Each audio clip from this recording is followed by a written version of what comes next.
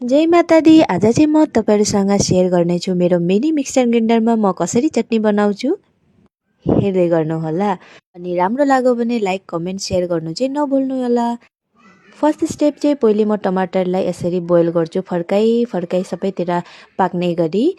किनकि बोइल गर्दा के हुन्छ, टमाटरको जो छाला त्यो चाहिँ आसानीले निस्किन्छ र मलाई पिस्नलाई धेरै नै सजिलो हुन्छ। त्यसैगरी मैले खोर्सानी पनि बोइल गर्न बसाइदिएँ, किनकि त्यो पनि हार्ड हुन्छ। बोइल गरेपछि त्यो नरम हुनाले गर्दाखेरि छिटै पिसिन्छ।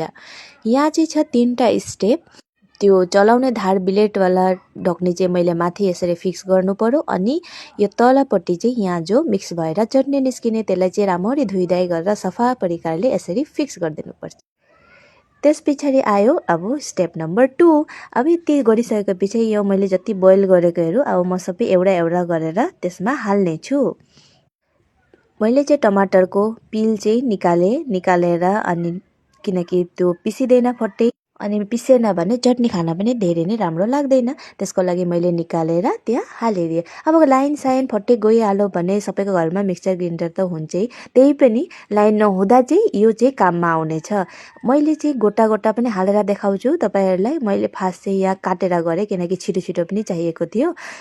त्यसलागि 2टा टमाटर चाहिँ मैले के गरेँ, पहिला काटेर बनाएँ अनि म लास्टमा तपाईहरुलाई देखाउँछु। गोटा पनि आसानीले पिसिन्छ अगर तपाईको टमाटर राम्रोसँग बोइल भएको छ भने। यो चाहिँ मैले साह्रै नै युजफुल देखेँ है साथीहरु। मैले 2टा खोर्सानी त बोइल गरेँ, त्यसपछि सोचे अदुवा हाले भने अलिकति टेस्ट इन्हान्स हुन्छ, किनकि घरमा अहिले लसुन प्याज चलेको छैन। त्यसको लागि मैले अदुवा काटेर हालेँ। अदुवाको टेस्ट पिरो नै लाग्छ, त्यसको लागि मैले एउटै खोर्सानी हालेँ।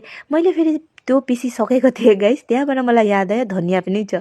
धनिया पनि अलिकति काटेर हाले, किन धनियाले त अहिले त ठन्डा दिन के भन्नु यति नै टेस्ट ल्याउँछ हैन, भन्नुहोस् त। अनि चम्चाले यस्तो घुराई मैले हेर्नु तलपट्टि त्यसको जुस अलिक निस्किसक्यो, चटनी बनिसकेको छ अलरेडी। त त्यस पछाडि यसलाई चाहिँ बहुत स्पिड प्रकारमा घुराउनु पर्छ ताकि त्यो एकदम राम्ररी मिक्स हुनको लागि। थर्ड नम्बरमा म तपाईहरुलाई देखाउँदैछु। यहाँ हेर्नु गोटा टमाटर पनि आसानीले, तर के हुन्छ अलिक समय लाग्छ र त्यसलाई त्यो घुराउने जग्गालाई चाहिँ अलिक स्पिडले घुराउनु पर्छ। म अलिकति क्लोजअपमा तपाईहरुलाई देखाउने छु। यहाँ हेर्नुहोस्, यहाँ हेर्नुहुँदैछ नि। अब यो घुरी खालि यसलाई अलिकति एडजस्ट चाहिँ गरिराख्नु पर्यो। एडजस्ट गरिराख्दाखेरि यसले हेर्नु अब म स्पिडमा घुराउँछु। यहाँ हेर्नु एडजस्ट गरेँ। अब स्पिडमा घुराउँदै गयो भने यहाँ हेर्नु एकैबारमा पुरा मिही हुन्छ। लेकिन टमाटर चाहिँ एकदम राम्ररी बोइल हुनुपर्छ है साथीहरु। अनि यसलाई यसै घोप्टाउँदै नेप्टाउँदै यहाँ हेर्नु यसको मैले किमा बनाइसकेँ र एन्ड रिजल्ट देखेर तपाईहरु छक्कै पर्नुहुन्छ। यति सानो चिजले पनि एकदम मिही पारो कम समयमै। यहाँ हेर्नु त्यो गोटा टमाटर पनि पिस्यो। अघि चाहिँ मैले काटेर हालेकी थिएँ। अनि तपाईहरुलाई फेरि सोच्नु सक्नुहुन्छ नि गोटा चाहिँ पिसिदैन कि बा भनेर। होइन, गोटा पनि पिसेर यी हेर्नु लाइभ रिजल्ट। टेन्टेरे हेर्नु न कति मजाले चटनी भयो। 3टा टमाटरको चाहिँ क्यापासिटी छ है गाइस।